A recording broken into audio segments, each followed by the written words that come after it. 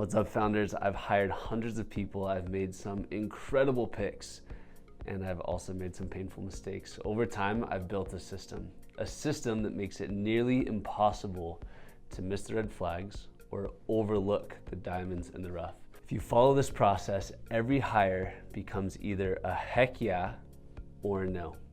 No more in between. Before we jump in, here's the high level of what we're gonna cover. You're not just trying to hire talent. You're trying to spot patterns. Ja Morant, Allen Iverson, they had talent, but no championships. This is the system to recruit who's going to help you win. The system has 6 steps. Number 1 is a resume review. Number 2, a video screen. Number 3, a 7-minute phone call. Number 4, skills test. You only need that sometimes. Number 5 is a deep dive into the actual interview. And then number 6 is the referrals, checking with those references. Each step is another gate someone has to pass, which is gonna allow you to filter out the bad actors quickly. So let's break it down. If you see my prior videos, I talk through how to build an unending stream of qualified candidates that are knocking down your door, applying for your business. So if you do that properly, you're going to have hundreds of resumes to look through. You only need about 7 seconds on each resume because you're only looking for these 3 things. Number 1 is typos. Number 2 is job hopping. Have they had more than one job in a 3-year period? And then number 3 is a cluttered layout. If any of those are a no, if they fail on any of it, that's it. Toss it out. It sounds extreme, but you don't have time to mess with people that aren't gonna put their best foot forward on their resume. Pro tip here is to have your assistant go through all these resumes. You have bigger fish to fry. It's an easy process to follow. All right, number 2, request a video. Ask them to answer 3 questions in under 3 minutes. Number 1, what's your life story in 60 seconds? Number 2, what's a success that you've had that you're proud of and how did you get it? And number 3, what would you do in your first 30 days if you were to get this job? Again, have your assistant ask for the videos, filter them, and then pass the ones to you that look the best, the ones that stand out. And then when you watch it at 2 times the speed. If your gut says no, move on from that person. I've never had a hire where my gut said no and I continued to move forward and ended up hiring them where they ended up being a good fit. On the flip side, if they light you up, mark them as a maybe and move them to the next stage of the process. And yes, for anyone that sent you a video that you aren't going to move to the next stage, send them a kind email rejection. This is gonna protect your brand. Then we move on to the next step, which is the 7-minute interview. This is where it transitions from your assistant to you. We want you to be the face of the company. You want to start selling them on why they should work for you. This is what you go over in that phone screen. Share the job details. Is it remote? Is it in person? Is it full-time, part-time? Is there a salary or is it all commission? What are the benefits? Give clarity on expectations. Do they need a degree? What's the stress level? What are the deadlines that they're gonna have to hit? And then say, we'll speak with all of your past employers and also run a background check. Is there anything we're gonna discover or find it's going to disqualify you from this role? This step saves you hours of wasted interviews later. Don't schedule these calls, just call them up. If they don't answer, leave a message asking them to call you back. There are so many times I got all the way through the interview process and then we got stuck on benefits or remote or part-time, or they had to take Thursdays off for some reason and we weren't able to hire them and we wasted 3 or 4 hours going through multiple interviews just to find out at the end that it was never going to be a right fit. So don't skip this step. All right, now's when you move on to the skill assessment. Only do this for skill heavy roles like engineers or sales reps.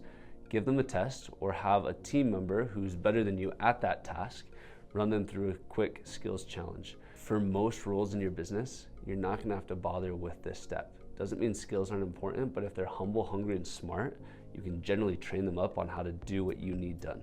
All right, now the second to last step is the deep dive full interview. And before we get into this, I want to share a quick story. In World War II, the very best people at spotting camouflaged enemies were colorblind soldiers. The reason is because instead of being confused with such a spectrum of color, they saw patterns, not the colors. So that's what this whole process is about, especially the deep dive, but you want to see patterns. That's what this system is, spotting patterns other people miss. So here's the actual deep dive conversation I have with everyone I hire. Only 3% of candidates make it to this stage. 40% if they're referred by top employees. Referrals are gold, treat them that way. Here's how I run the interview. Bring someone else, a coworker, another manager to that interview. It's so much easier to compare notes after the fact if you have two people in that interview. Next, we move on to the questions, and I ask the same set of questions in every single interview that I do. And again, it's because we're trying to recognize patterns from this candidate. That's going to help you get the best overall view of all the patterns that they have. First question, what was one of your successes in this role? Second question, what was one of your failures? Knowing what you know now, what would you do differently to have avoided that failure? That second question is really important because it's going to allow you to see if they have self-awareness, and if you're hiring for a leadership role and they aren't self-aware enough to know that they caused an issue and to know what they would do differently if they're self-learning, you don't want them on your leadership team. Then I move on to their supervisor. What was your supervisor's name? What would you say one of their greatest strengths were?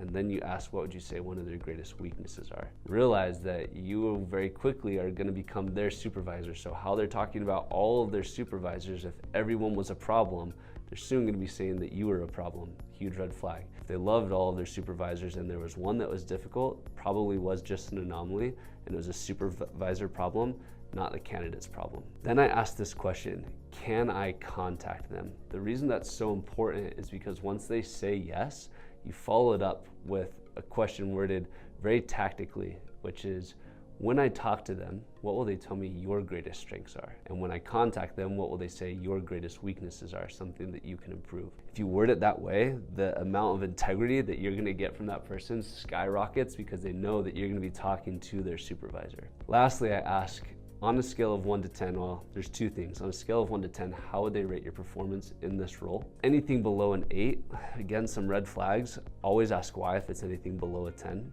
And the very last question is, why did you leave? There are some employees that were fired from a role that I still end up hiring because they are forthright about why they got fired. And I can see as I go through all of their jobs where that change occurred. And sometimes there's just a click in someone's mind where they go working an hourly job, not really doing much with their life, and then something happens and they get educated and they get a salary job and they go out and crush it and they never look back. That can be a phenomenal employee, a diamond in the rough. 3 major red flags. Again, they're gonna be trashing their prior bosses. It's a red flag. Can't explain or articulate their weaknesses, or they refuse to give reference checks. They say, here's my boss, but no, you can't contact them. All of those are red flags. Don't move forward. Finally, after going through all of their jobs, I wrap up with these 3 questions. What are your strengths and weaknesses? Where do you want to be in the next 5 years? And what questions do you have for me?